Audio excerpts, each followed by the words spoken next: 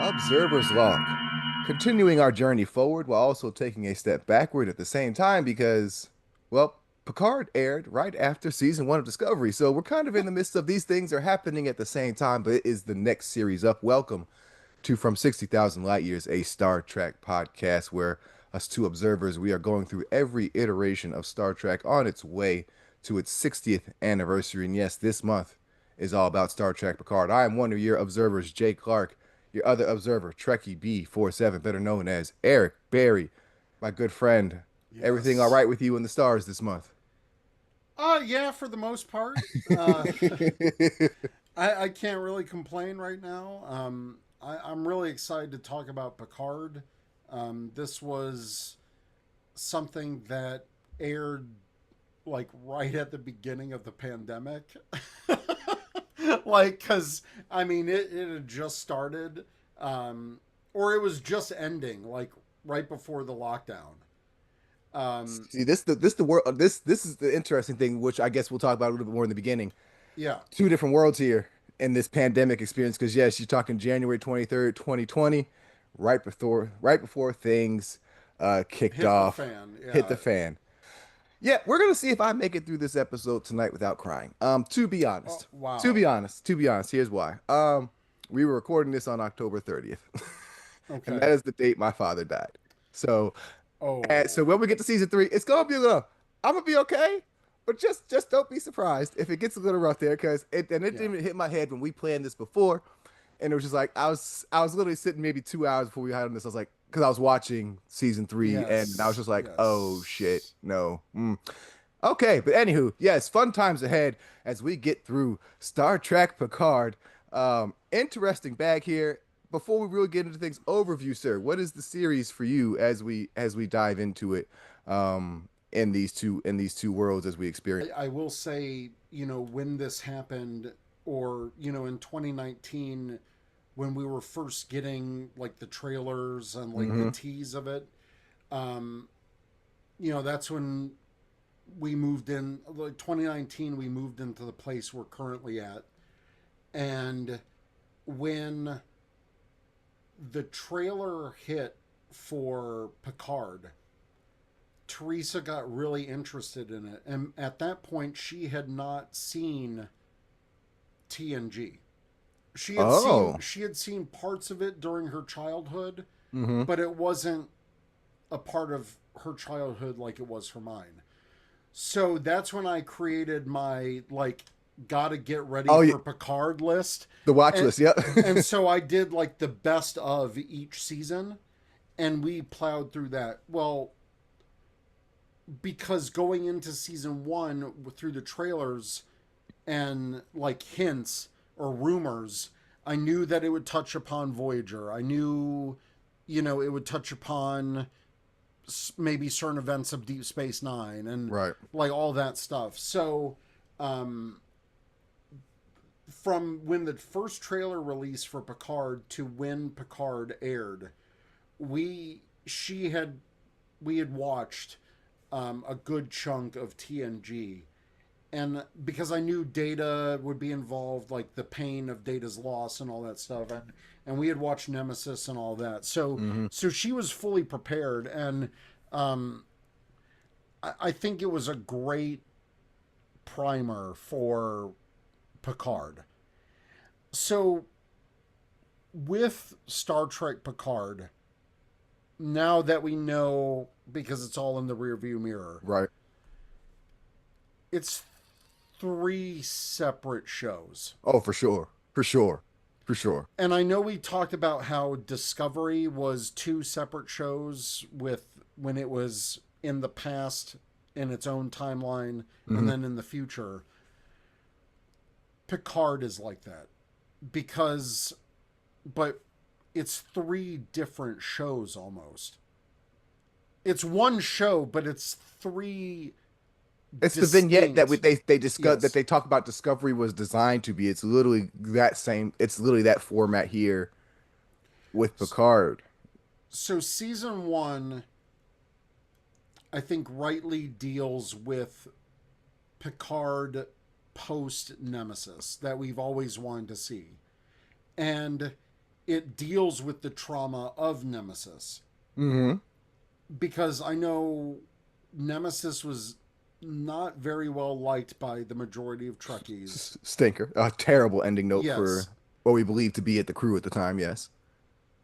And I think Star Trek Picard as a whole definitely rights that ship back on course in regards to Picard's life in some ways.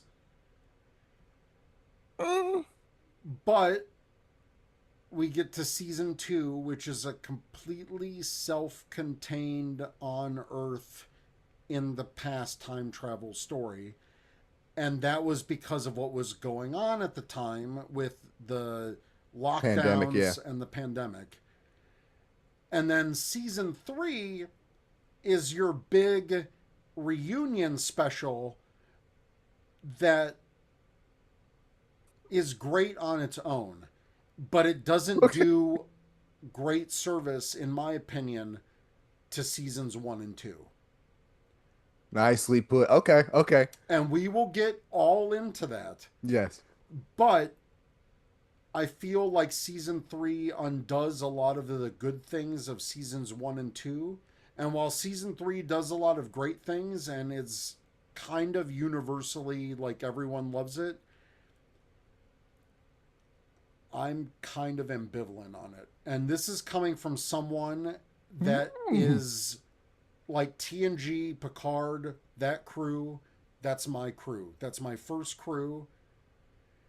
But there were things that season three did that I felt destroyed a lot of what season one and two did.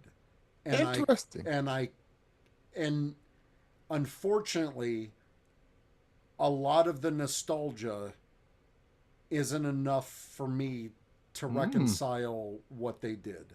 Okay, okay. Now you got me interested, but we're not there yet. Let's We're let's not go there ahead. yet. Let's go ahead and get into it then. Seasons. The first. Let's call it the. What we used to call Discovery One and Discovery Two. It's essentially almost the same thing here. The seasons one and two are more of the same than season three. Yeah. And for me, the big overview of seasons one and two are how that meme of generally where they describe a show and it's usually like a horse in three pictures. Yeah. Picard, the first part of that horse. That first part of that horse, spot on. That middle part, gets a little kooky. The final part, it's not as good as the first part, but it's certainly not as kooky as that middle Middle part. part. But they land the plane, but you're kind of like, okay, but yeah, yeah. Picard could always set it up, and then you're like, where the hell are we going now? Are we going to land this plane? Season one, right before COVID in my eyes, airing January 23rd to March Yep. 23rd, 2020, because literally in New Zealand, our lockdown started, I think, right after Picard finished. So for us, that's when So lockdown started. for us, it was C2E2 weekend was the weekend. It was the 19th. It Now, was that weekend. And what was funny was I got to meet Isa Briones mhm, and Evan Longoria. I got to mm, meet them. I got their signatures, and that was as Picard was airing, and it was this last finale that we were waiting for. And Teresa and I got to meet them. Amazing actors. Teresa loves Isa Briones because she's Filipino. She's half Filipino. Her dad is like a huge actor in the Philippines. okay. Um, so Culture representation there, being able to see yourself in the show. Love it. and Love it. and both actors were so gracious when we met them and we got to talk with them a bit, and they were just so awesome, which is why that because I got to meet them, it kind of sets up my I disappointment get for you. later. Okay. um but yeah, this was like right at the lockdown. Now, sorry, time out. Let's a little pause on the Star Trek real quick, because I ain't gonna lie, I laugh, and yes, I am American, born and raised here, American citizen. Yes, I laugh when I hear Americans talking about lockdown. Hilarious to me, because y'all don't know what lockdown is. I totally understand that because yes, I know that what you had to go through is probably worse. But I mean, for Serious, not me, let's say worse. It would word just serious. but Serious, I think is the word. Yeah, because Teresa was working in healthcare, yeah, you're right in the midst of it. we were right in the midst of it. And personally, our personal lockdown was more stricter than an American lockdown. Like I was True. Yeah. full on working from home for like 3.5 years straight. And it started around this time, March of 2020. Um, and Picard and Star Trek kind of got me through this time because there was new Star Trek coming. But Yeah. I'll tell you, there were times when I resented living here because I was basically confined here. We barely went out. So it's interesting you put it that I just said, okay, I guess we're gonna spend just a quite couple minutes more here. It's interesting you put it that way. Um, because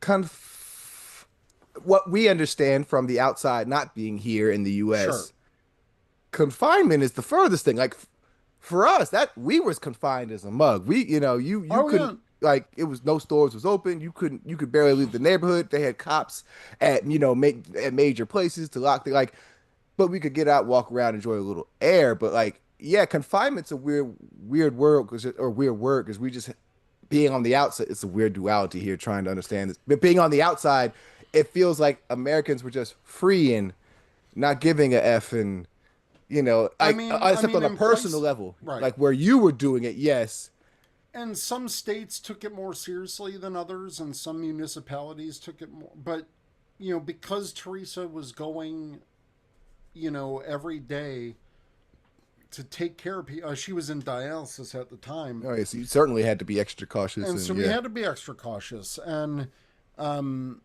as soon as the vaccines became available, we were almost like first in line. She certainly was first in line because healthcare workers were some of the first to get the vaccine.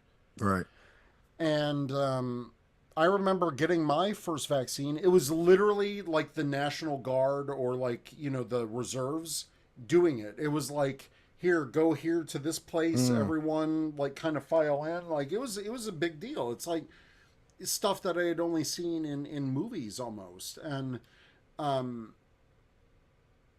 having Picard and having Discovery and having some of these shows fortunately happen when they did was it was like there was still a world out there and there were still yeah. things happening. And yeah, I mean these last two seasons, or the certainly the second season was affected the most by the pandemic and all that stuff. But you It's know it's interesting because Discovery, while we know some of the filming was impacted, because as all things were during this time, Discovery's story and what you see presented don't necessarily reflect it. Whereas Picard, like this first season, was very much so being influenced by Brexit, the Syrian yep. refugee crisis, and that orange clown in the White House. Like those were things that were taken into account with season one. And then yes, when you get to season two is literally structured because of the restrictions around how you could film and interaction and spacing, all that. Yep. So in a way that while even though they were airing at the same time and taking, being in the same space and time, Discovery doesn't show it as much as Picard. Picard is really like, okay, yeah, you can place this show really during this time because you see it through what it's telling and how it's being portrayed versus Discovery was just kind of like, oh yeah, it was during that time, yeah, sure. But if you really don't know, you might not tell the difference with how it's being portrayed and what you're seeing on the screen. And for me, one of the biggest things that I think Picard was able to do during this time was work with that restriction. Because yeah, season 2, it was smart to work the story around this time travel aspect, which Hmm. when we do modern, like Star Trek characters come to the modern day, it's usually for one episode. We never had practically a whole season of this. Oh no, yes, yeah. Your longest stretch was what, the Voyager two-parter? Right. At, Um, at most. yeah. And so it was definitely a change. And and we'll get into it, but I think, man, there's some issues. I'll be clear. I love Star Trek Picard as a whole. I Hmm. think it told Picard's later life. I think it did some really great things, and it also gave every kind of what everyone wanted in terms of a post Voyager era, like that, getting close to the 25th century, seeing the references, seeing post Voyager, and Hmm. we would get that also with Lower Decks and with Prodigy, but we were seeing this like in real time. And one of the greatest things for me of season one was the return of Jerry Ryan as Seven of Nine, and like all those Voyager callbacks. And I will say, with Picard as a whole, as a Star Trek fan, I had a lot of fun with how they incorporated previous seasons and storylines and Hmm. Easter eggs. Like for me, I've been waiting 20 years for post Voyager content like this. A lot of us have, yeah, yeah, yeah. 'Cause, yeah, And this is the first. This is the first.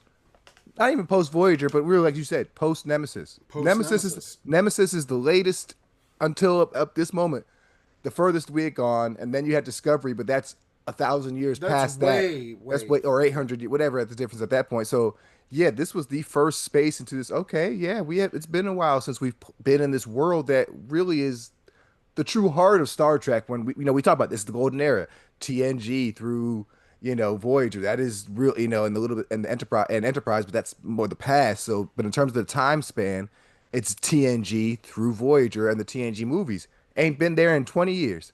And I 20. appreciate that they took that 20 years in the real Star Trek timeline too. It's 20 years for them too, because it's 2398 to, Yeah. 2401. And so it's like, it almost felt like coming home in a way. And I understand that's why post season three, there's a big push for this so called Star Trek Legacy project. But part of me is just like, just give me another season of Prodigy, please. Like, that's how I kind of feel about it. And we'll get there. We'll get there. Okay. So, your cast for Star Trek Picard. We do have Patrick Stewart returning as the ever title character, Jean-Luc Picard. We have Alison Pill as Agnes Girardi. Issa Briones, as you mentioned, playing both Daz, Soji Asha, and Sutra, doing the triple threat And here. and then Core Soon. Oh, yeah, going Or going Core. all the way, Yeah, all the yeah, way well. there. Major work. We got Harry Treadway as Narek, Michelle Hurd as Rafi Mussaker, Santiago Cabrera as Chris Rios, Evan Evagora as Elnor, Jerry Ryan as returning as Mm. 7 of 9. That's a good cast. It's Because a I don't want to call solid it a crew here. I cast. don't want to call it a crew here because it's not a crew. Because what Picard does, unlike Discovery or what should have been Star Trek Burnham, we know Picard is the focus here. We are Yep. not being sold anything. It is a Picard story. Point blank, period. No And confusion. and and these are just the people in his orbit. Yeah.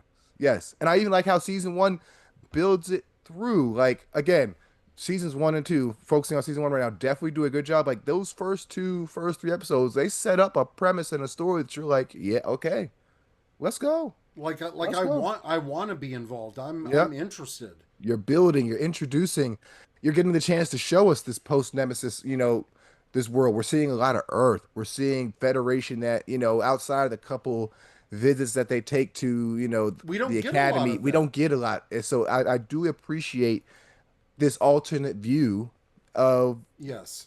Federation and life in Starfleet and outside, just a normal society that we kind of got a little peek, when Cisco would visit his father's restaurant, but not to the extent that we're getting here of Yeah. really saying, okay, yeah, this is how life is at this time, and this is how it all works. The transporter pads and shuttles being taxis. I enjoy the world building that they're doing here in season one for sure. Oh, 100%. The world building is what I've been wanting for years. to see that post Nemesis, and yeah, and like you said, we hadn't got a lot of Earth in past Star Trek, only glimpses. So to see, this future Earth, and how things work, it was great. And I remember even leading up to Picard, we had that short trek that Yep. showed a little bit of that life, and a taste of what we could get. So it was a very exciting time. And I remember they also did the preview comic for Oh, yep. Picard, and so there's all these tie-ins, and it really felt like a return to Star Trek in a way that Discovery couldn't do as a prequel.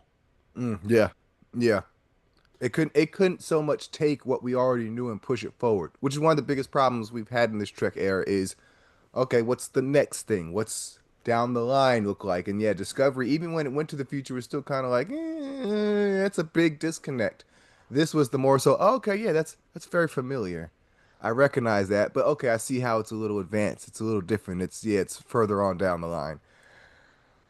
What I like how Picard kind of further cements the supernova that we get from the Yes, Kelvin universe as kind of like this fixed point for Trek. Like it's yes, it's the thing that sent Spock over there. We get the Kelvinverse movies, but then we're also seeing the impact in what the Prime universe had to deal with in its aftermath, i.e., the rescue effort that just goes to hell as the android stage their attack on on Mars at the same time and sets up why Picard is where he is at this time.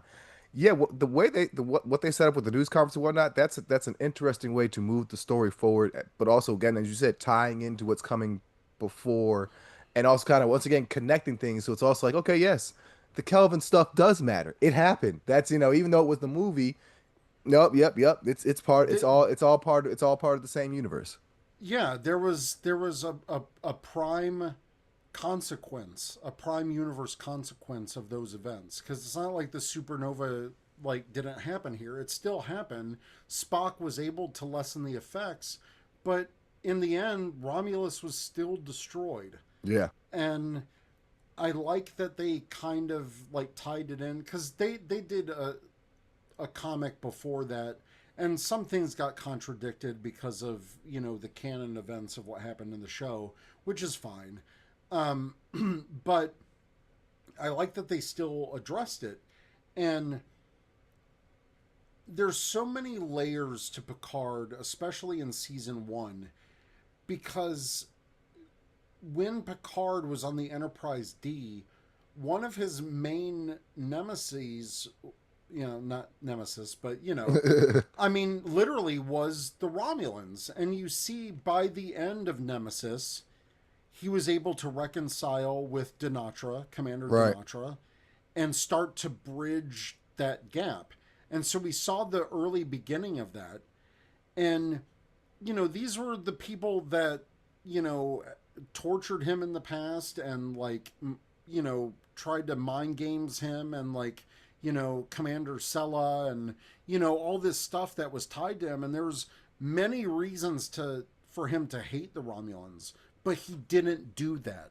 And it was, I want to question that a little bit because the the attitude and the anger that we get for like the admiral in that was episode 3 or 2 or whatever, when he goes to be like, hey, we need to, this is what's going on, and they kind of have a conversation about his attitude during the Romulan War. It's kind of like it seems a little unsubstantiated. It doesn't seem right because chronologically, if you're thinking about it, yes, TNG era.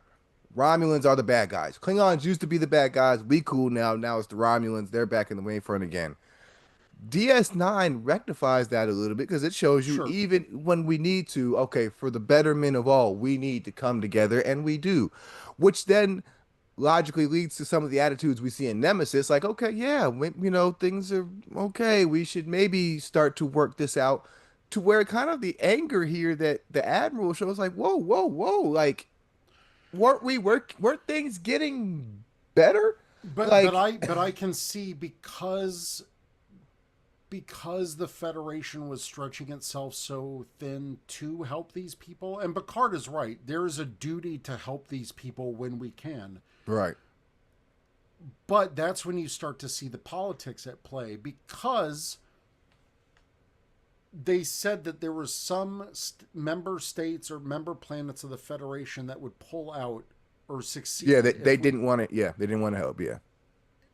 And I feel that's justified because we've heard for years. I mean, literally, the Romulan War in the Enterprise era is what made the Federation the Federation. We came together as a united front to protect against threats like the Romulans, and that's why there was such a there was 100-year gap until from the Romulan War until Kirk found out that the Romulans and Vulcans share the history. Right. And so I think because the Romulans are literally the Federation's oldest adversary, there is still, and real world parallels here, there's still some animosity and deeply seated misgivings towards the Romulans, even in this future time. Which is fine. Have those feelings. But so what makes this not as a or as a weird point for me is Star Trek has already shown us a similar story to this essentially. Like this is essentially the Romulus Kronos moment in Star Trek 6. And we see how that led to what it worked like. And the Klingons, for much more than which Star Trek has shown us, much more than I would say with the Romulans to an extent, Right. are a day one type of baddie too. Like they've been a For thorn in sure. your side, but y'all still can't, y'all were still able to work things out and are now, even though you've gone back and forth a couple times, hey, it happens, Yeah. make up to break up, relationships go through ish, it happens. So it's just a little weird. Like you have precedent for essentially working these things out. You can't tell me that some folks were like, hey, we gonna let the Klingons in? We gonna let the Mm-hmm. Klingons? I'm sure somebody complained too then too. So it's just weird that what worked back then, you're now like nah. But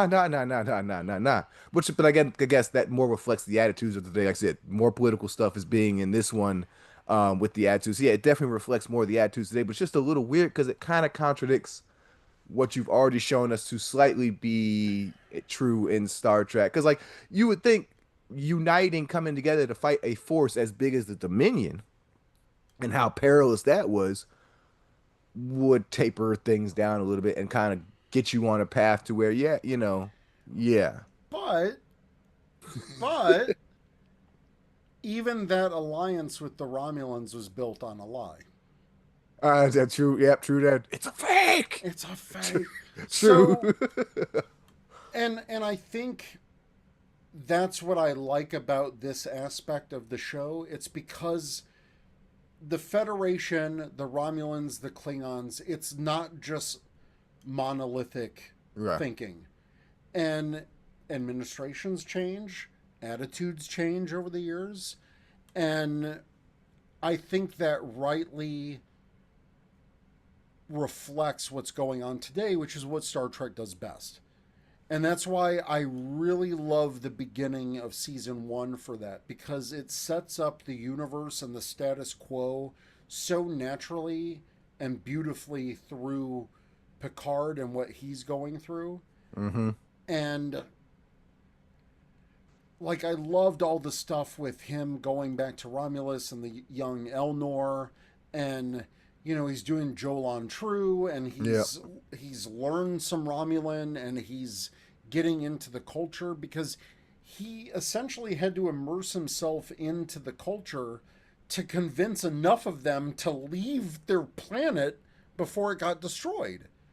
And going back through this, and now the Romulans are splintered. There's like the Tal Shiar faction, there's the Free Romulan faction, there's Qual Malat and the all Qual that. Yeah. Malat. And but Picard season one, and again with the reflection of time past, I loved how the production teams were kind of talking with each other sometimes, because then we got the co-op Malat Yeah. in Discovery, and you're like, "Whoa! I just saw that in Picard. Like I know that already," Yeah. and it just makes the universe feel more like lived in and connected. Yeah. Yeah. And even though it's a new concept, there's a lot of Romulan culture that was developed, because I saw, because I was watching the Blu-rays, because Paramount Plus as an app sucks big time. And I CBS All Access though, season one though. We're still CBS All well, Access. me rewatching it, me True. rewatching for the it sucks. So I had to go back to my Blu-rays, Mm, and then I was like watching bonus features that I didn't see mm, before. And so I was getting more context. And like Michael Chabon, the showrunner for season one, um, he really wanted to explore the Romulan culture and, these little nuances and details, like, the fake name and the card game, the tarot, and yeah. kind of like all these different subsets of the Tal Shiar, and the Romulan myths and story. So what Picard season one is able to do with just creating the status quo for the late 24th century is very commendable, and I think they did a great job setting up that universe. Again, all credits. Picard knows how to start a story off and set it up. It's when it gets to the middle that it's just kind of like, oh, okay, because yeah, all the elements of okay, yeah, you're dealing with the aftermath of Data's death, and you're getting old. You don't want the dreams to end. You don't want to wake up, and all of a sudden you're finding out, okay, yeah, he may have, we're getting some things. Okay, daughters and Romulan spies, and it's working, but then the story just gets a little convoluted as you walk through it. And I'm not gonna lie, season one, that middle gets boring to me. I'm just like, okay, okay. Mm. Um, I stopped caring at a point where it's just like, okay, where are we? I'm not interested in where we're going with this right now. It's not an exciting ride. It just kind of feels a little, what is going on here? It's a lot. It's a lot of like, okay, this weaves into this, and this weaves into this, and this weaves, and it's kind of like, oh, okay, okay. I'm a little lost here, and I don't feel like doing the work necessary to try and figure out all that's going on to understand. They're putting a lot out um in these middle episodes and trying to move this story along. So yes, I'll agree with that, because also we got to keep in mind that this is also right after Discovery season two.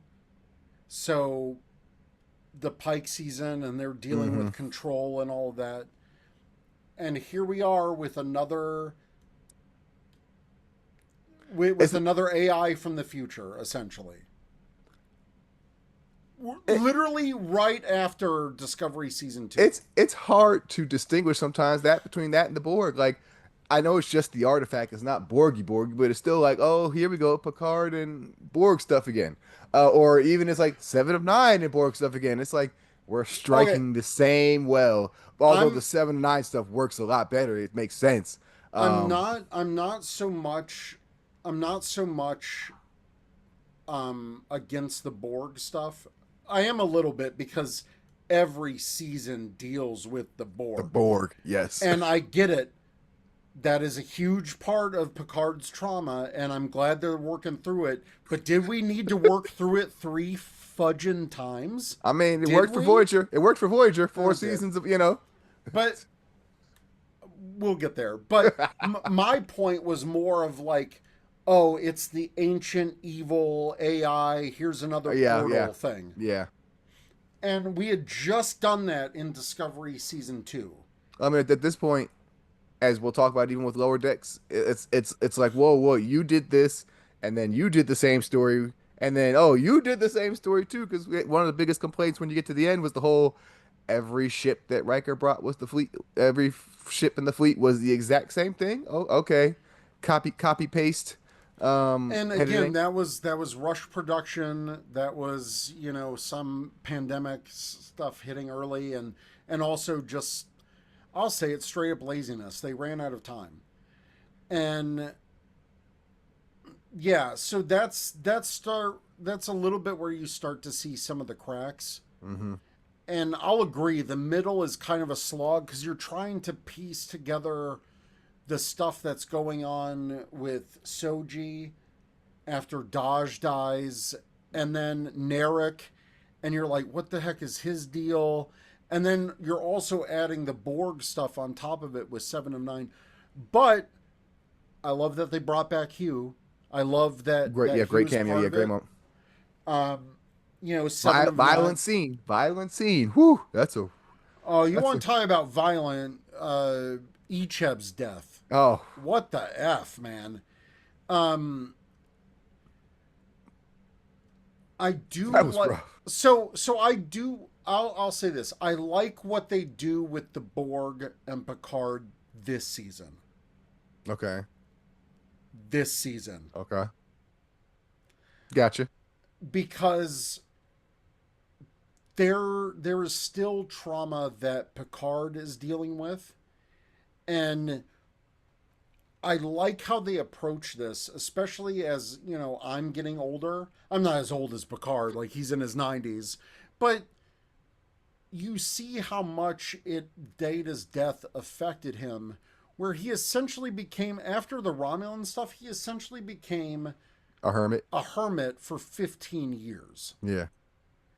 And he even says, he's missed out on life and adventure, and he's kind of just rotting away in his vineyard. And looking back on that and how I felt during the pandemic, like the 3 years or 2.5, 3 years I was stuck at home, that resonated with me, especially on this rewatch. Because I'm like, Okay. yeah, where did that time go? What did I not do? What did I do or not do? And that's what I love about Star Trek and me growing up with Star Trek. It's because I can revisit these series, even newer series like this, at different points in my life and still get something from it. Um, but I love all the stuff from this season with the Borg. What's And your biggest highlight of season one? 7 of 9, Okay. Jerry Ryan. Okay. Hey, I'm not mad at that. Her and Picard make an interesting pairing. That's not a pairing that I would be like off jump like yes, but then also like yeah, But it it makes makes sense. sense It makes because they're sense. both ex Borg. Yes. And It lines up perfectly. I mean, they both had their queen issues, let's be clear. True, true, And true. so that's why I loved when she first showed up.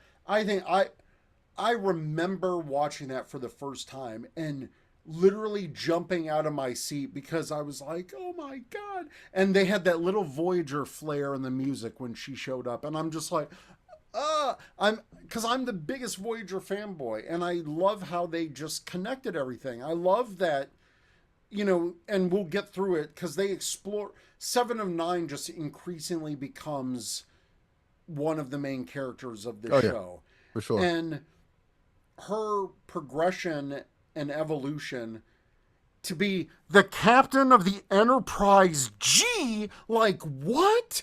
So to see her post Voyager where they reject her, even though she wanted to join the Federation and Yeah. Starfleet, they rejected her.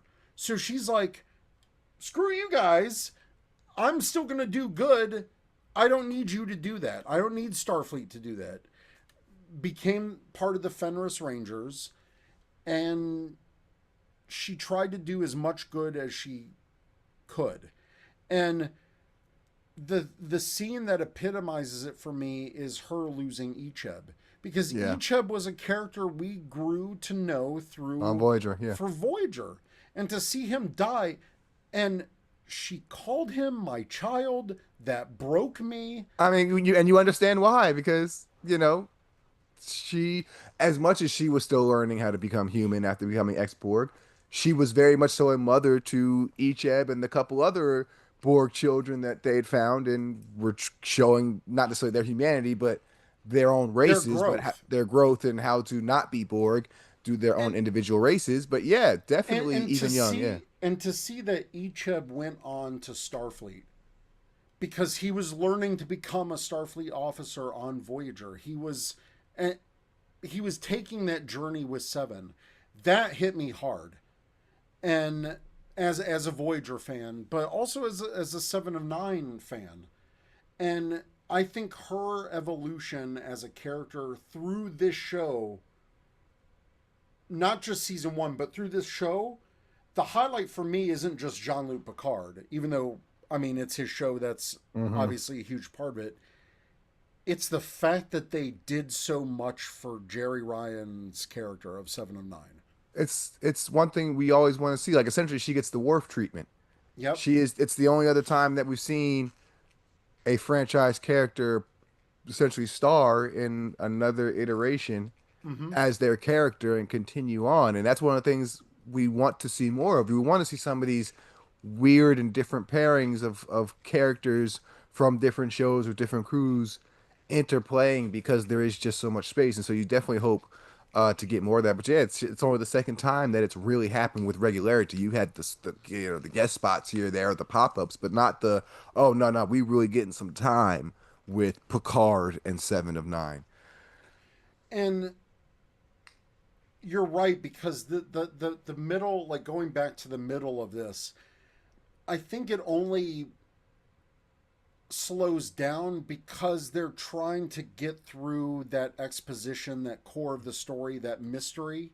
hmm I do think they drag the mystery out a little bit too For much, sure, for sure. because I remember watching this week to week and thinking, where are they going with this Yeah, during my original watch? Again, with the passage of time, binging this in a week, it's better, it certainly. flows. Yeah, And I guess that's the nature of streaming, because typically, these big like Netflix or whatever shows they would want you drop back a to back whole here. season. You would, or drop a season in two drops, but like similarly back to back. This was week to week. And my biggest problem with this era of Star Trek is you're trying to make a bingeable streaming show, but you're stretching it out week to week. And so It's you've got this story that is trying to flow and move forward and keep going, but you've got that break week to week. You know what I mean?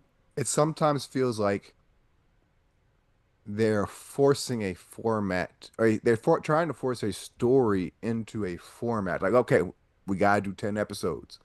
And I feel like sometimes you should be like, okay, we got a story here. We can tell it in seven. We Mm-hmm. got a story here. Yeah, we only need a good four. Instead of, because it's, yeah, it does feel drawn out sometimes. Like, okay, yeah, we could have done this in eight, seven, and told a tighter, more condensed story that would have flowed better versus feeling so drawn out. Now, even with that though, I will say my highlight, which I think you might not enjoy as much as I might, based on how we Okay. feel about some of these things, is Nepenthe. The You Troy, wait. You do like that or don't? I do, I Oh, I do. love Okay, Nepenthe. okay, That's okay, my yeah, favorite. Oh my okay, god. not okay, okay, cool, No, cool. No, we get that. My no. highlight, Nepenthe yeah, is like, oh my god. That is, oh my god. Nepenthe. I mean, I was watching that last week. We were watching that during dinner. Like Teresa was watching it with me, and my god, the emotion. that Marina me, Sirtis, Jonathan Frakes, Patrick Stewart. I could watch them on this planet for the rest of my life and be satisfied. it was a treat because one of the precepts was setting up the show was John Luke didn't or Patrick Student didn't want to be in a uniform And he didn't and want didn't to want to get be his old crew right, involved in right, this. right, and even said so in the show. Like, no, because somebody asked, like, why don't you get the crew? He's like, no, because if I asked, they would, and I want to put them through it, which pays off because this wasn't expected, but it pays off. It works within the story. But yes, I, that depth for just to rewind, just uh-huh, how uh-huh. how they get to Nepenthe when they say that it's the oh shoot, it's the spatial trajector. And when they said that, I'm like, oh my God, the Borg assimilated those effers from Voyager season 2. They assimilated that technology. So when I saw the, like, whatever the species name is, like the spatial Hmm. trajector, I was like, oh my God, they tied in that Voyager plot line perfectly. That, And that's that's how you how do it. and that's That's how how you do it. Seven knew how to activate it and how Hugh knew how. I was like, oh my God. So when they pulled that little magic trick out of their hat, I was jumping around. Like, I remember originally watching this with Teresa. I was like, oh my God, it's a spatial train. And Teresa was like, what are you talking about? Because I was so excited for this Easter egg because I was excited because I knew Christian Bayer was a part of this and she was Hmm. part of Voyager and she loved Voyager. She wrote the Voyager relaunch novels. Like she was involved and so to any time that they were pulling like Voyager stuff into this, I was like, this is so good. And so, but Nepenthe, my God, finding out about the death of their son, That, Thaddeus Riker, and you know, the Titan, like their adventures on the Titan, and you know, they also had a daughter, and it was just and it's so Riker to build a log cabin on a planet that looks like Alaska. Like, come right. on. It It, was it, great. I it love gave you everything Nepenthe. you wanted. It gave me everything. And just him and Riker talking and Riker, I know what you're up to. And like, it's like the relationship never stopped. And I love that. Even though, you know, the characters hadn't seen each other in a Yeah. while, it's like they were riding a bicycle, they were back in the saddle, all those analogies. They were going and acting together as actors like no time had Oh, passed. they were having fun with it. But as what we said in Discovery, instead of writing to give characters fun, they gave these characters a great story, and these actors Yes. had fun with it. Also based off prior history. And oh my God, and looking back on it from what we know of this season and how they were hinting it, like, you know, Picard's enigmatic syndrome comes into play. And Hmm. then as soon as Deanna's mind touches his, you see the pain on her face. You see his face, like, I know. There wasn't a word said in that look. That was a rough And scene. he Oof. just said, it's okay, I'm fine. And she knows that he's not. It is so good. Nepenthe is like, that is my absolute highlight season 1 episode. Not mad at you there, sir. On the other hand, the disappointment in season one, and I'll even say season two, and it was really became more present on this rewatch. Orla Brady as Laris is the biggest drop of this series. They Now, tried to incorporate her more in season two, but it's so this is one of the things that I'm mad at, and especially in season 3. But it's this starts the pattern of the disappointment that I'll talk okay. about later. Okay. And I completely agree with you. They freaking wasted Laris. Like it's And she was all there. so good in season 1. It's as a character, you get quickly, okay, you've been with this man for a minute because clearly you came in contact with because And of the that's the and rescue that's effort. and that's what the comics Yeah. established, that there's a great Picard comic that ties into between season 1 and 2, and that has a little of Seven of Nine in it, but they touch upon that, you know, Picard saved them and they owe a debt to him, and that's why they basically became his like in-home caretakers. But that But deck but grew into something else with layers because there was a flame there, and and she would call him out on it, and it's just like, oh, it's give me more of that. It's there. Give me more of that. and I'm just gonna get out of the way now. This is one of my biggest problems with season 3. I hate that we built up these characters, Girardi, Elnor, Daj, uh, Rios, Rafi, and we just say, fuck them in season 3. Well, Rios at least got his ending, which made Rio, sense in okay, season Rios two. got his ending, Yeah. but Elnor, by Felicia, Laris, they, whoosh, I said this as season 3 was airing and after it ended. They did Laris so dirty Oh, but because it's like, oh wait, he loves Beverly now. No, no. Clearly, he's been over Beverly for like 30 years. Laris is right there, and her story was right there. And it's like, nope, we got to service the fans. I hated it. I freaking hated it. And I think that's as much as people love season 3, and I love the majority of season 3, but they did a disservice to seasons 1 and 2 because they ignored the characters that built this show. And that's Girardi, that's Rios, that's Rafi. Like, granted, Rafi, 7 of 9, they carried the story. But Elnor, I was so disappointed that Elnor essentially just disappeared after. in the And he way had that so much potential. in the way that I'm gonna just say for myself, I don't give a damn about Discovery's characters for the most part, No, we've and established that. nobody was really interesting in the show where you're focused on the title role. For the most part, I was interested in every character. Yep. Yep. Yep. I loved how weird freaking Girardi was and how neurotic she could be, and that how the mind meld completely effed her up. I love that they brought Bruce Maddox. He was back, different actor, but Yeah, they tried to get the original actor, but whatever. Um, I like that even though Hugh died tragically, I love that moment when Picard meets him again and gives him that hug, and there's that shared yep, trauma, and there's some XBs calling him Locutus, and yep. it visibly shakes Picard because it's taking him back to that traumatic time. And As much as he wanted to run God, from that identity, it is part of him. season one is so good in the beginning, not so much in the end. The ingredients are there. The The ingre ingredients are there. whereas Discovery, we question the ingredients, Yeah, and we then were we question questioning. what you Yeah, made with it. We're questioning what Picard made with it, but the but ingredients they did are Laris. there.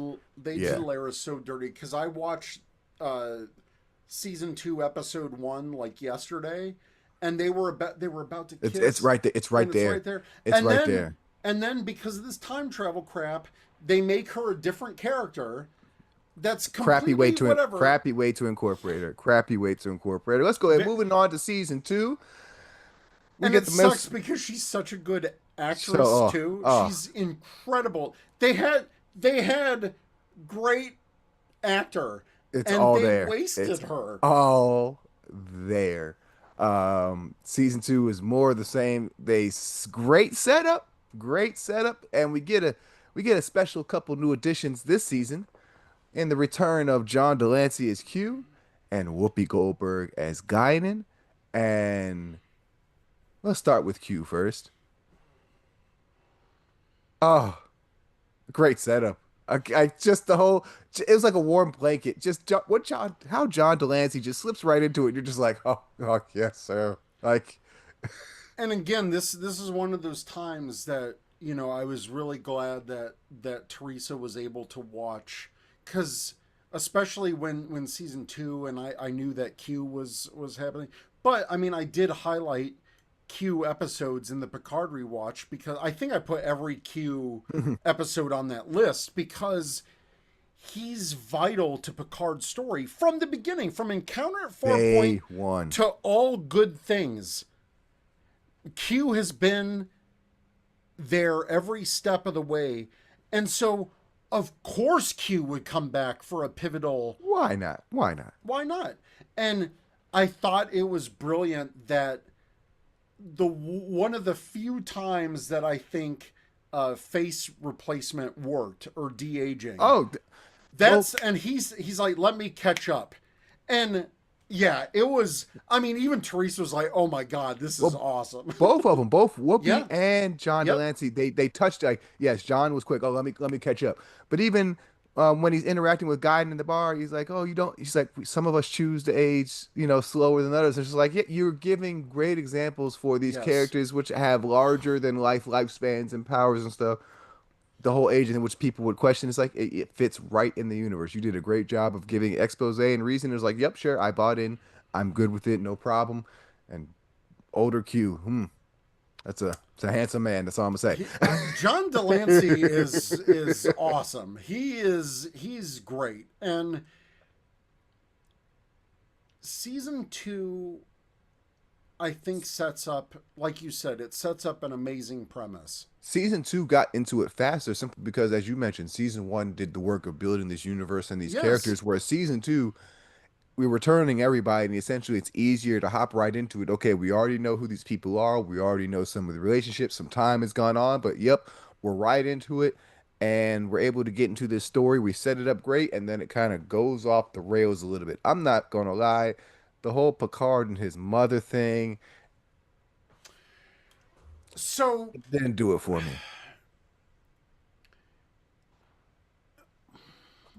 how do I feel about this? So, I remember at the time, I think in the middle was one of those times where Teresa and I kind of paused for a bit because this was right before RJ was born, and I know Hmm. the season ended literally a month before he was born.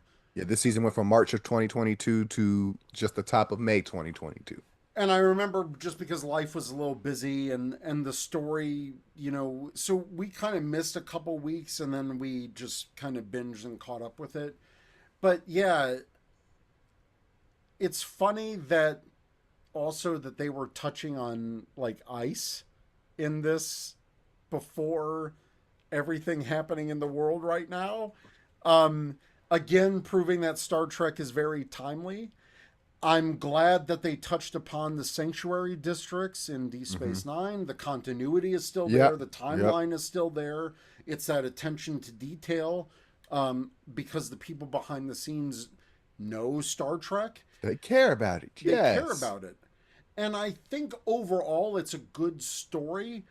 I just I get frustrated because it slows down. Like the weird agent that tries to pull, like the federal agent that Yeah. was had a, that kind of lost me a bit.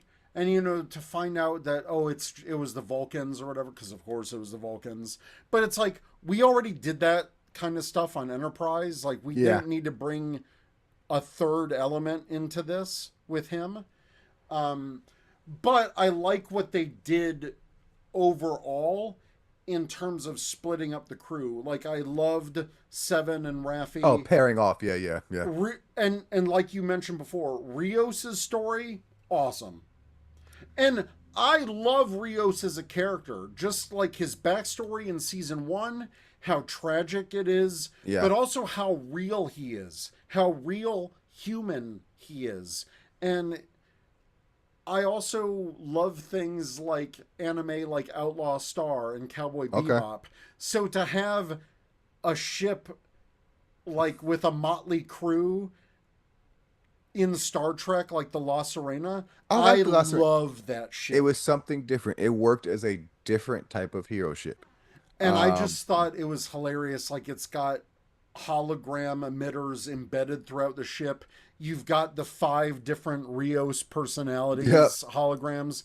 Brilliant stuff. I love how they were able to advance the technology, but I really liked his character. And I am glad that's one of the characters I'm glad that they didn't drop off in this show was they actually finished Rios's story and it's like its own closed time loop or whatever.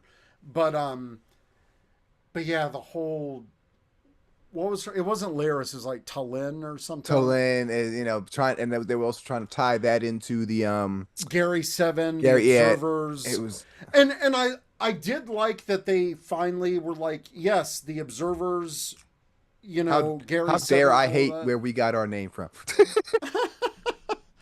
But and then I like how that continues on into Prodigy with Will Wheaton coming back and like that cameo. And Are they going to again, do something with that whole thing? but I think one of the biggest wastes of the season. Oh look, we got Brent Spiner again. Oh look, it's another Soong again. Brent Spiner is in every season of Star Trek Picard. But here's the thing: I love Brent Spiner, but I mean it's Data, Yeah. but by season two, I was like, are we really? Are is it Well, really because another goddamn Soong? you had the Soong in Enterprise, and so it's like okay, cool, and then oh, we got But Soong in Picard, and right, like come on, like Soong is the greatest man in he's one of the most everlasting family father figures in the universe. Like, come on, like he doesn't touch everything. and he doesn't need to. And I hated that they Project Con, like please f off with that, like Yeah, fully f off with any of some that. canon. You And started to then they create some messed with canon that problems. again in Strange New Worlds, which we'll get to. But Yeah. like, oh, that kind of pissing off. But again, and they couldn't find a reason to have Dodge and Soji in this. So they're like, but we have this actress, so we're just gonna make her another android Right, right. in a time that shouldn't have this level of technology. And then of course we also get the whole, as we talked about a little bit, Discovery giving our actors something to do Mm-hmm. with Fly Me to the Moon. And again, it's not a hate on I'm blanking um Allison Pill's talent. It's not hating on that, but it's just like we had to create this reason for her to be able to show it off in the show, and it's just kind of and it's a showstopper. Like it's the show stops for this moment to make it happen. This is it goes back to the whole we wanted to give our actors something to do. Get out of here with that. It doesn't really quite make sense for the story, and it's annoying. I do like her descent into Borg Queen and how that evolved. Watching that on the rewatch, I didn't catch it as much as on the rewatch. It's like, oh, you were really planting these seeds from the start. Way to go! Now knowing that she was the Borg Queen at the end, it's like, okay, yeah, okay, I like what you did And there. it's funny because I don't know how much you're into the comics, but they just launched. It's called Star Trek: The Last Starship, and it kind of ties into the events of the burn, Mm, and it also deals with Agnes Girardi Borg, and they do it in an interesting way. Where I was like, oh, they're really playing with this universe okay, now. okay. So it's the Star Trek: The Last Starship is definitely it's a mini series. It's going to be, but it features the return of James T. Kirk and his clone from season three. So there's some interesting things there, but that's getting off topic. That'll be for our Accelerate Media Yeah, episode or whatever. But I I liked what they did, but yeah, scenes like her singing and all that completely took me out of the episode. I don't think I rewatched it since the original because I ran out of time to fully rewatch Picard before this. But it's not like I'm going back to that no, anytime soon. it's not a standout. But yeah, season two is more of the same. Great setup. The story gets crazy in the middle, and the end is like Really? satisfying, but okay, But I'll kind of like, take it. really? Yeah, nice moment between Picard and Q. Like they're definitely going for the heartstrings there, and it's nice. It's a nice payoff, but it's kind of like, the And journey it there feels was. like Star Trek Picard as a whole, it's like we're saying goodbye in stages. Like every Mm, season is kind of a goodbye or closing chapter, but it all ties together with the Borg through all three seasons, which thematically makes sense, but it gets tired over and kill. over again. We get it. You were assimilated by the Borg Queen, but it's a lot. I will say this: if I'm Picard, at the end of this, I'm going to Guy and like, hey, how many times we getting up in the past, girl? Are there any time are you still holding back a story or two? Let me know now, because clearly got Guinan got stories in the days, thinking about the old Western show, talking about you'll know when we've had this, and I'll say hi to you then, and let you and we can share and laugh from these memories. I'd be mad, be like Trick, why you holding that on me? Let me know it's coming out. Star Trek loves a good paradox, but Yeah. come on, let me know what we got to do. Like, hey, Eric, we meeting in the past. We've had a couple encounters in the past you ain't told me about yet, because whatever. Like, let me know. Like, put me on game first. I'm not a time traveler, but no, and I think one thing that I kind of lost my train of thought. There was something I was gonna say in regards to that, but oh, also part of the setup. I love that because Next Generation never got a mirror universe like episode. This was their I way of doing love it. I love that we got the Confederacy, and it wasn't the mirror universe. It was an Right. It's a alternate universe, and I loved how freaking twisted that was, because I remember I got to go to Star Trek Mission Chicago, like the inaugural official convention that they only did one of, and then they canceled everything else after that. But one of the cool things about that was this was just, I think, just after or like a little bit before or during Picard season 2 was happening. And they had at that show, they the brought skulls. all the skulls, and they had them behind a velvet rope, and they were all lined up on their pedestals. And I about lost my mind It's a because it was badass scene. awesome. It's a It was badass. so And cool. And you there's going through so the many details. Easter eggs. Oh, My God, it was so good. so See, good. when the show, and I'm not saying that Star Trek has to rely on nostalgia to be good, but considering the size of the universe at this point, I appreciate that they dig into the well of continuity that they have. And they're not just making new things up, aside from the Romulan stuff in season 1, but that gives depth to a species that we now know more of Right. with the Romulans. But when you do something like the Confederacy or the Confederates in season 2, it's all just Easter egg candy that you can play with, and I loved It's it. it was Like satisfying. there's Grand Nagus, like his skull's Oh, right and you there. knew just by the Yep. ears, and Gul Dukat, General Martog, and just So yeah, oh, so good. good stuff. Now, unfortunately, with during season two, we do kind of get the start of this Trek trip of knowing the future before we've witnessed the present, i.e., we knew they were filming season three back to Yes. back with season two, which just takes all the stakes out of a season. And it's just like we've seen with this, Yeah. Strange New Worlds. We already know they're doing season five, and season four hasn't even, we knew that while season three was still airing. And so Yeah. it's kind of a bummer, and it's like, okay, so what's the point of this season if we already know they're gonna be all right in the next one? But we do get the news also too towards the end of season two that season three is just going to be the next generation reunion, sir.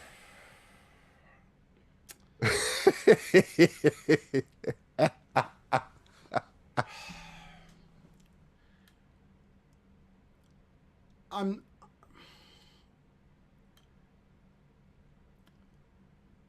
if if we only got season 3 of Picard Hmm. as Picard. If Hmm. season 3 of Picard, if the Next Generation season was the only thing we got, like season 1 and 2 didn't exist, it would have been a perfect season. Unfortunately, they and we've got Terry Matalas. I'm not he did brilliant stuff, great executive producer, whatever. But it's like he took what Michael Chabon did and set up and was like, nope, and tossed it for nostalgia. To And me, it's more so I have this story I wanted to tell, and I gotta fit it. And of course, for them, they're gonna say it's the monetary reasons, all that, yeah, yada yada sure, yada, whatever. sure, It's more so I have a story I want to tell, and it doesn't involve these people. So, yeah, bye. bye. Which is a bummer, especially because you had some great characters within this show. You did, and that's what I resent about season 3 the most. The other big thing that I resent, because it was such a big plot point for the end of season 1, and you throw that in the fucking garbage, is it invalidates Data's death from season 1 because now he's back. And I rewatched season 1, and Data's like, just let me die. My neurons are floating in this little device, and I've been living my life virtually. I'm in this virtual construct, and I get to say goodbye to you, Picard. And nope, here I am alive. I'm also a golem thing now. Come on. And here's the thing: if it was season 3 just by itself, and I love the Yeah. lore, I love the lore versus Data of it all. I love that. I love Geordi. I love these characters. I love. I was in the movie theater seeing the finale of this show before it officially aired. I got to go to that finale. I know you do, but I had tears. I had tears when I saw the Enterprise D come back in all her glory. I had tears. I grew. Next Generation is why I'm in this fandom and why I've been a Trekkie for whatever 35, 37 years now. I've been a Trekkie since I was 5. But if it was season 3 alone, 100% no notes. But you invalidated the very heart of season 1 from the major point of Picard's trauma. And It it speaks sucked. to the overall, and unfortunately, this is going to get contradicted in the next couple series we Sure. review, but it speaks to, at least with the live action for sure, with the live action Trek, the lack of overall vision for where you're going to go or what you want to do. Because literally, season 3 became fans were calling for this. Okay, let's do it. And you literally, like you said, you literally disregarded everything for the most part Be, that be, you did before simply because this was going to be the big cool thing you wanted to do and people wanted to see it. So you were like, fine, irregardless of anything you would set up prior. And I saw, unfortunately, so if, here's the yeah, thing. Season 1, the showrunner was Michael Chabon. He had a vision. I think he carried that out as best he could. Season 2, Akiva Goldsman. Oh, here we go again. I think he's a big problem of new Star Trek era. Akiva Goldsman, because he's involved in yeah, everything. yeah, I'm not a yeah. huge fan of his. Terry Metalis, which I am a fan of his, but then season 3 is it's all Terry Metalis. Yeah. And I think what Michael Chabon set up, they were just like, nope, not my show.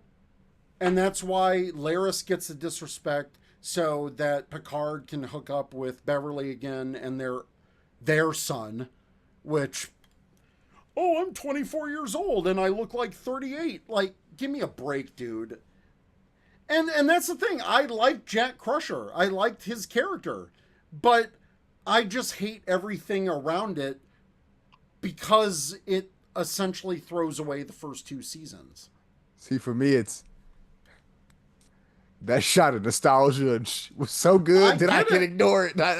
It's like I get it, and it's I was almost there. I'm almost there. But this season 1 rewatch that I did last week fired me up. I was like, oh wait, they just said F all that. Picard is definitely a better series than I had remembered it to be. Yeah. Regardless, take even or put it this way, Picard season 1 and 2 were better in it or were Yes. more Yes. put together than I thought they were, even with their issues. And yes, there was stuff there, and it was like, okay, you see how much season 3 threw that out the door. Can we go ahead and put that on the shelf real quick though? Yes. Yes. And can Sorry. we just but first, let's get right.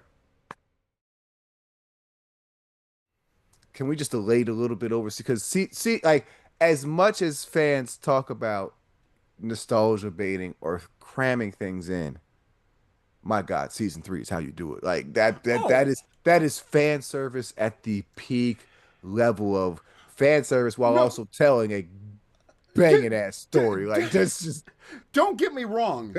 Season 3 was fire. I just I hate I just hate how much it threw away I get it. I and get it. burned off I the fully get first it. two seasons. Yeah. But no, from beginning to end, it's a thrill ride. It's a visual masterpiece. You got Doug Drexler coming back for all the design. You got Michael and Hmm. Denise Okuda. They recreated the It Enterprise looked like D. it looked. Oh, They recreated the okay. Enterprise D bridge, and I legit cried. Look, no, I'm not even. Then- I'm not playing around here, dude. I have the sign print that oh, like that David Blass. I they took a picture. David Blass was like, "Hey, I'm going to a convention, and people who are not going to convention PayPal me." And it's signed by all my Star Trek design heroes that recreated this masterpiece. And and not only that, I'm sorry, I'm showing no, you this good. off. You good, sir. You good. Look at this. Look at this. The Just okay. Stargazer, signed by Dave Blass, the production designer for Picard season 3. Look at this beautiful ship. My God. So what seasons one and two kind of did to show us outside Federation life, for an example. Yeah. Season three finally gave us Federation of this new, like we got the Yes. updated L cars, we got new era ships in that. Oh, the ship The porn. ships look so Oh, good. I'm oh, so glad oh, because I'm signed up with that fan home Star Trek collection. They're uh-huh, doing so many Picard oh, ships, and I love it. those ships look so The one ship so that looked good. like the honeybee with the weird Yep, the weird torso thing going yep. down. I love that ship. Oh, And the Shrike is incredible. Just great. I see, see, my own sorry, go, no, go ahead, go, my go. only big gripe was that it's the Borg Queen again. And I Well, get it. well, You see, how could you not? season, But here's season, the thing.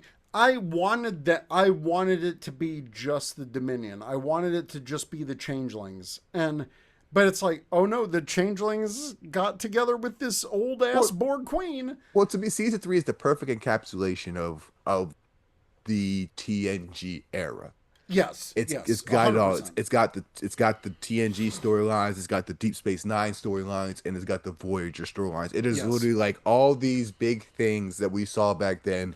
The Here is a ship big museum, cumulative effect. the ship And museum with all the Easter eggs of that.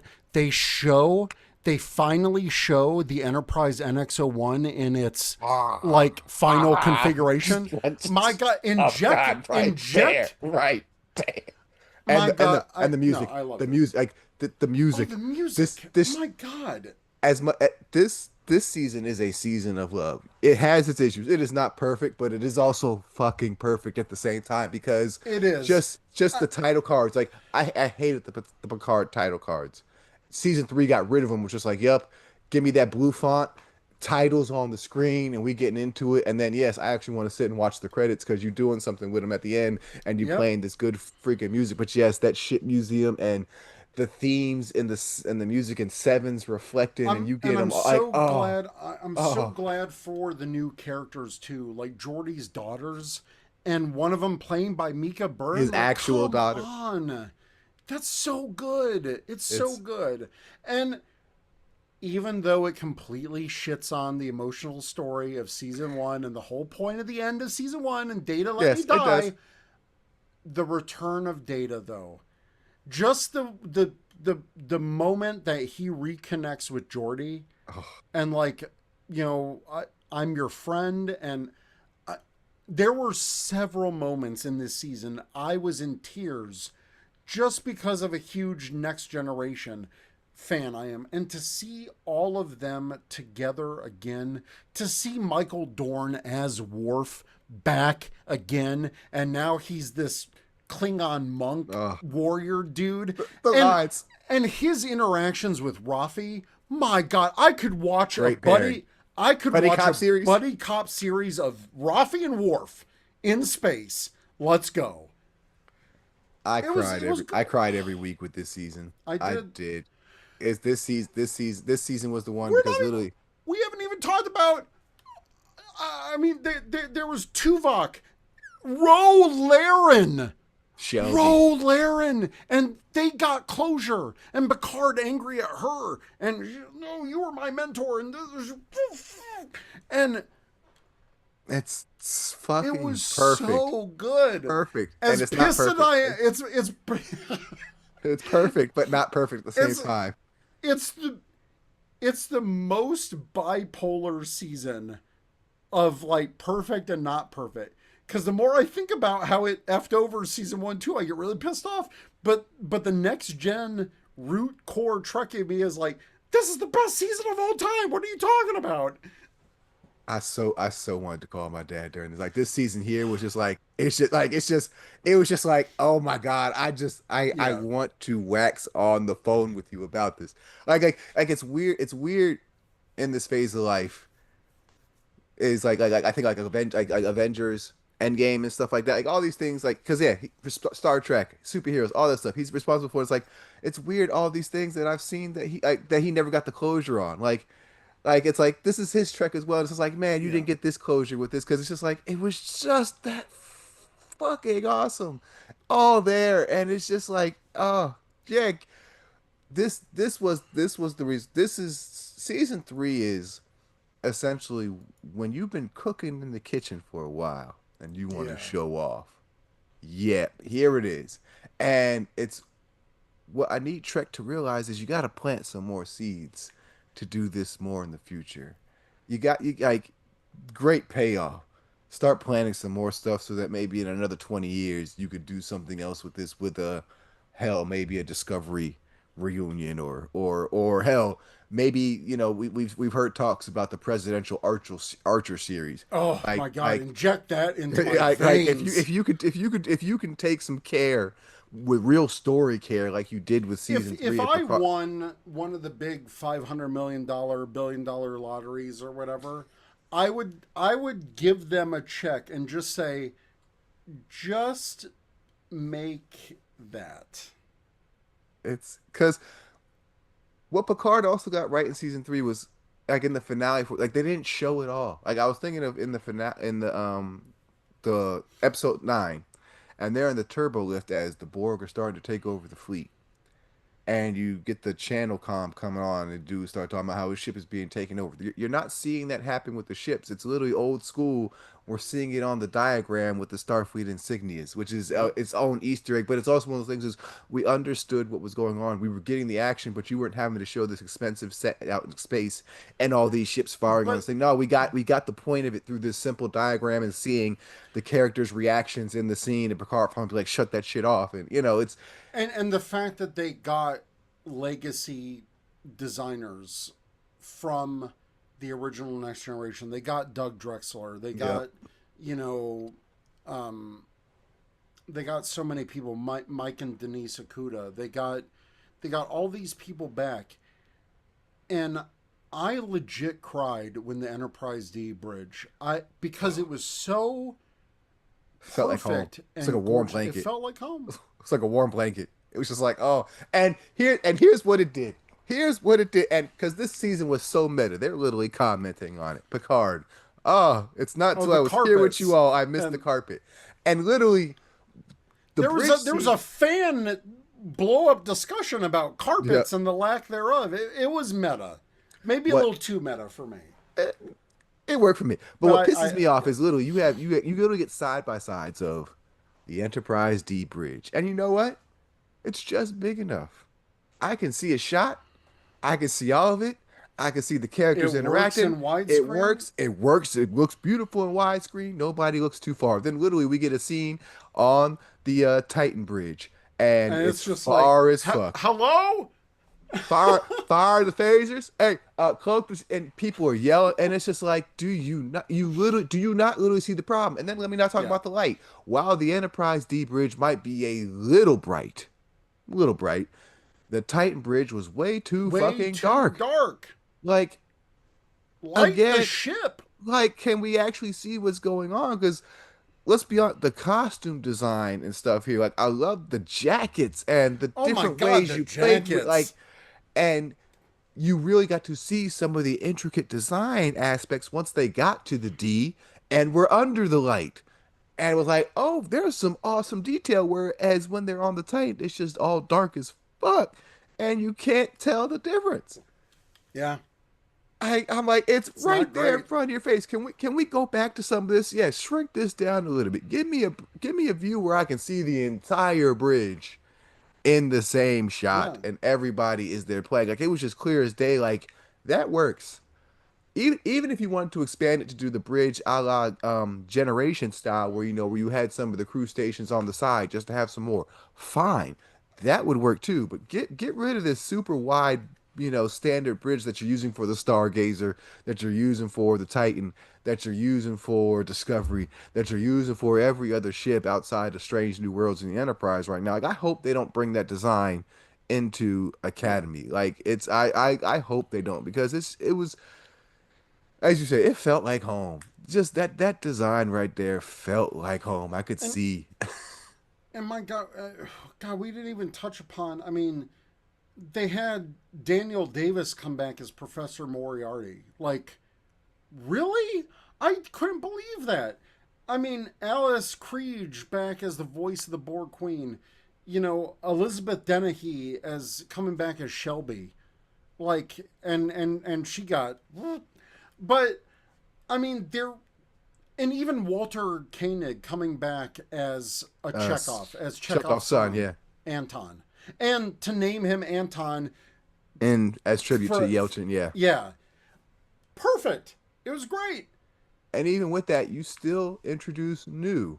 We have to talk about Todd Stashwick as Liam Shaw in That season. I mother as much effer from Chicago. as much as they disrespected the other characters Yes, that they got rid of, the addition of they Todd can't. Oh Stashwick my as Liam God, Shaw, like so good.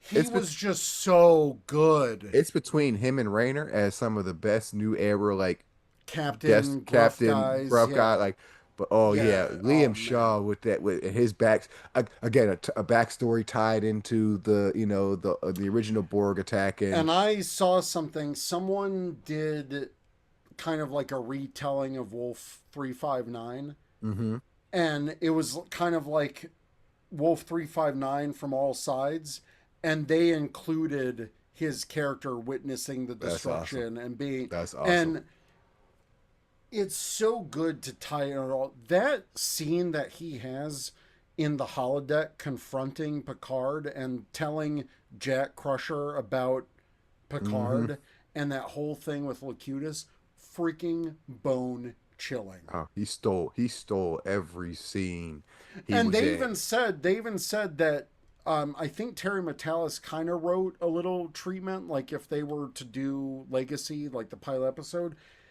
he's so good that they would make him the emergency command hologram of the Enterprise G.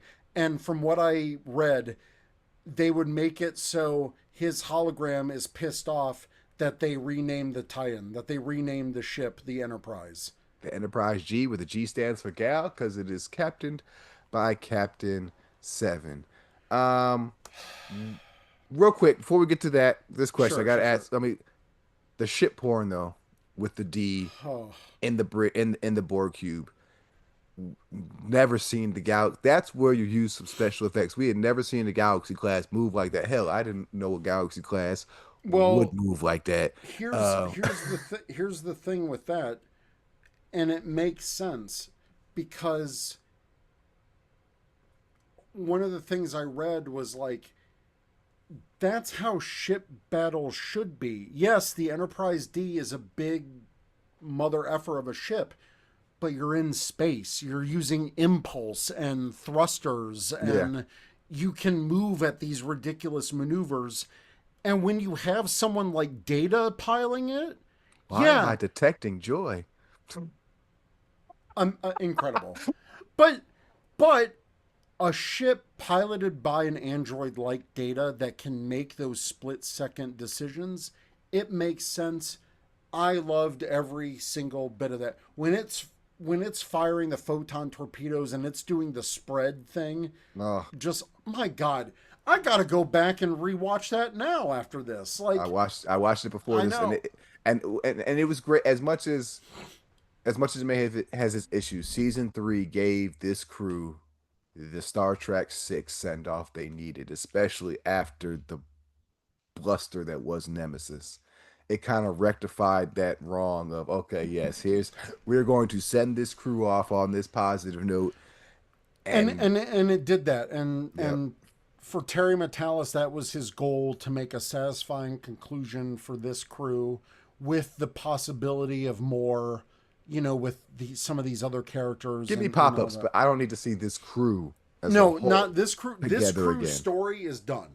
Yeah, I'll see. I'll take some and pop ups, but and like I said, my biggest issue is that if this were a standalone thing, it would be 110% A plus plus, no notes from me. But I can't ignore what seasons 1 and 2, and that's where the disconnect in some of this, because I really think that they did Laris oh no, super yeah, no, dirty, yeah. and it sucks. It's unfortunate that to get this great thing, Yeah, it took this nasty work. But I will say, after watching the end of season three, if it's like this is the epitome of a Star Trek crew. yeah, Like this is when you look up a crew for Star Trek, the definition is the TNG crew. There is no better crew family in like that. They are what everybody else is shooting for. Yes, even Kirk, Spock, and McCoy and them, they not on this level as a crew. This crew is just out of out of the world. With that said, though, since you brought it up, yeah. and we're still in this undecided thing, we never know if we will or won't. Would you want Star Trek Legacy?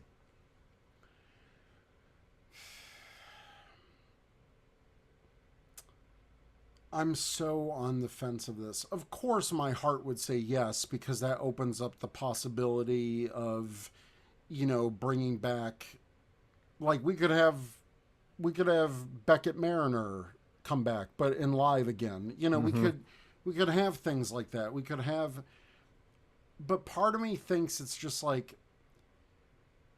now we're just relying on nostalgia for nostalgia's sake. Mm-hmm. And don't get me wrong, I would love to see Jerry Ryan, Captain Seven, command the Enterprise G. I would watch that show up and down all day long. But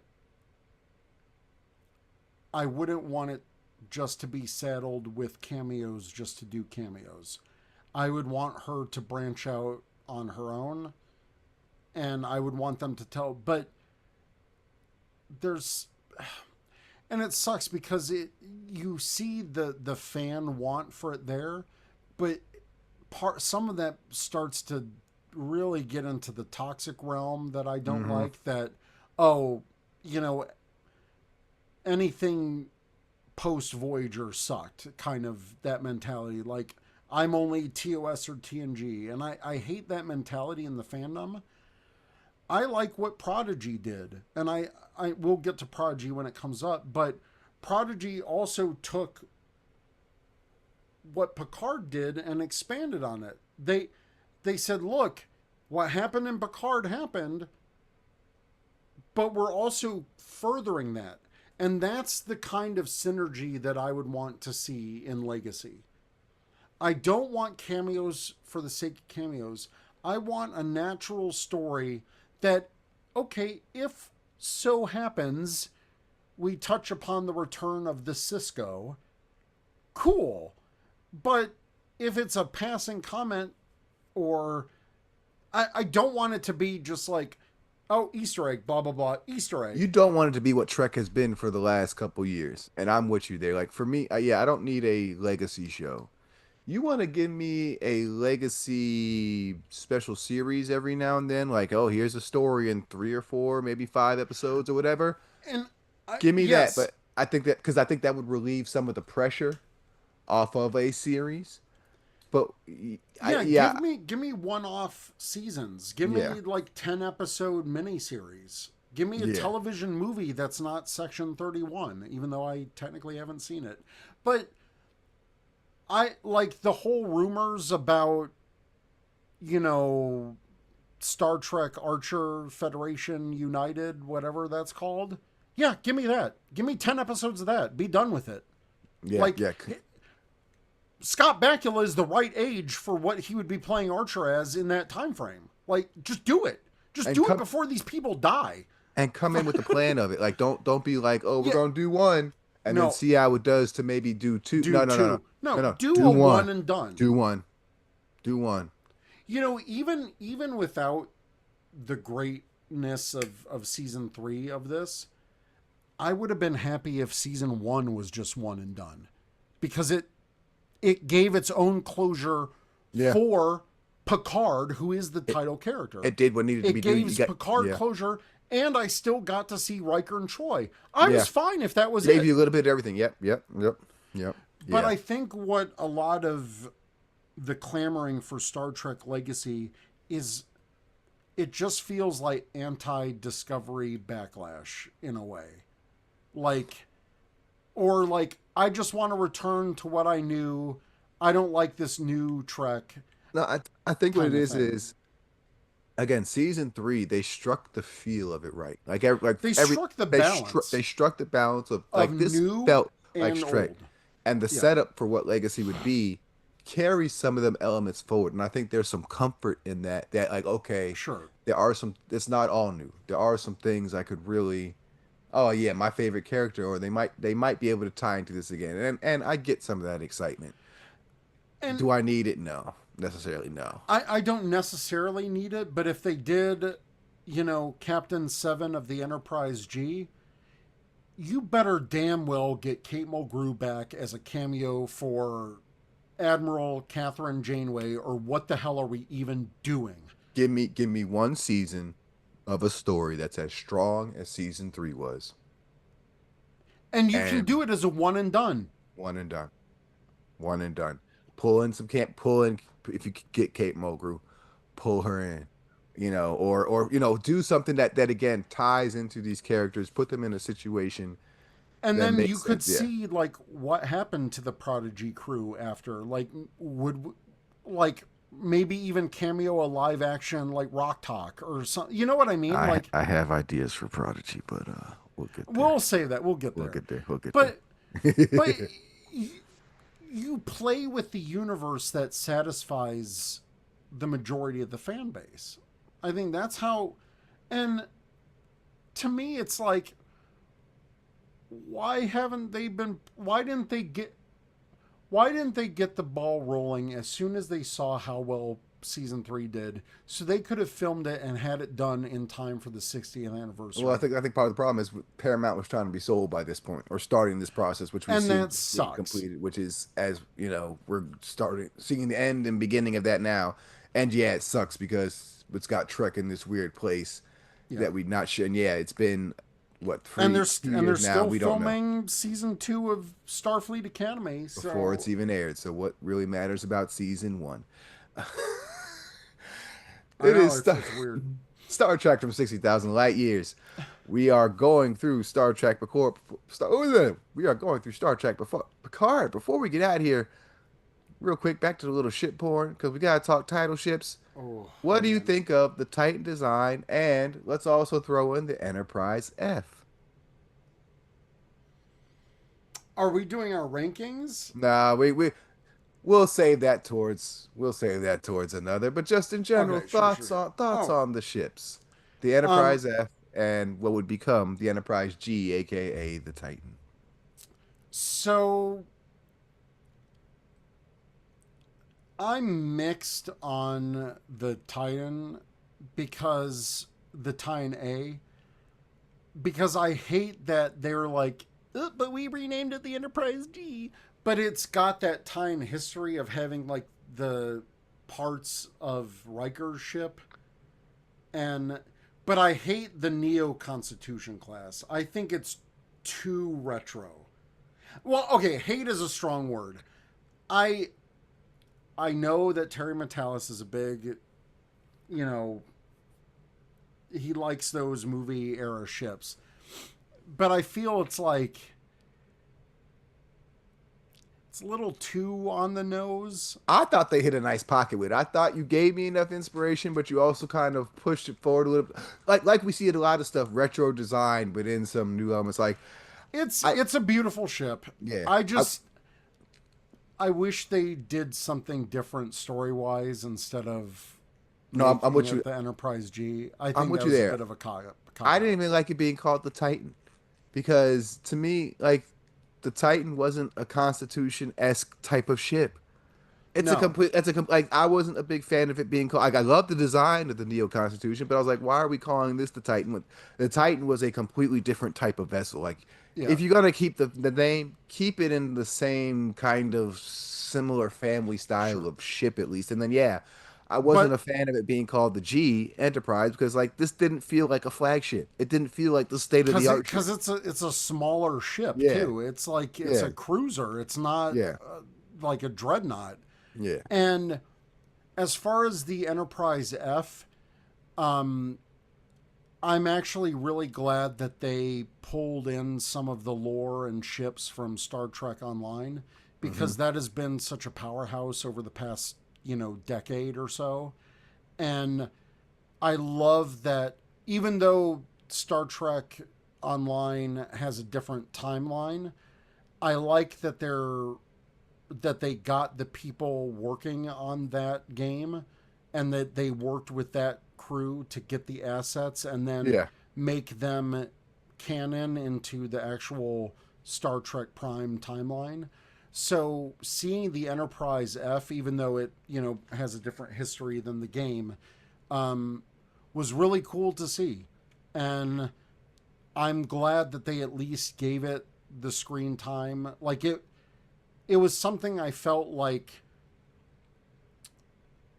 Picard season 3 did well was that they gave you just enough of a nostalgia hit of something, or they respected something enough without going overboard, if that makes sense. No, no, yeah, it was that right It's a amount balance. of touch of pushing things forward, but also being respectful and tying Yeah. things. Like again, it's a really capstone moment for the franchise in a sense. Like I know some people hate the term TNG season 8. Yeah, it works for me. Hey, it, I, Hey, it's a TNG. that's how Mike McMahon started. He was the one that did the Twitter account for Star Trek season 8, and then Yeah, he got Lower Decks. I mean, and I can't wait till we talk about Lower Decks because you want to talk about hitting the right amount of nostalgia. There it is. But no, the I thought the Enterprise F was awesome. well, you can't wait for Lower Decks. Well, guess what's up next? Lower Decks. This is Star Trek from 60,000 light years. So we thank you for any time you have spent with us. Hey, like, share, subscribe. Join our crew, J Clark 787 at Trekkie B47. We're getting into some. This is the sweet spot for me of where we're getting into Yes, in this new yes. era. Can't wait to talk to some of it. Because yes, Picard was going to be a shorter one. Ooh, but Lower Decks and Prodigy, when we get to them, we're going to sit in them for a We are moment gonna because there's talk. a lot to go through. We also have some special treats coming up for you, so be on look Yes. for that. Some supplementals on the way. But once again, we appreciate you. Stay safe out there. Let us know some of your favorite Star Trek Picard moments in the comments below. Hit us up, Yeah, and, if, and and if you disagree with us, by all means, like let's talk it out. we are here for the smoke. We respect all opinions because again, it's literally like, hey, if you love Star Trek, we are here to talk Yes, about it and why you love it and what you love about it. Hey, as long as you love something about it, you good in my book because exactly. Trek is Trek.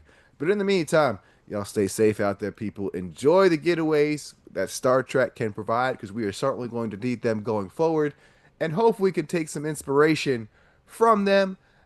In the meantime, you as well, sir. Stay safe All right. and Thank live you. long and prosper out there.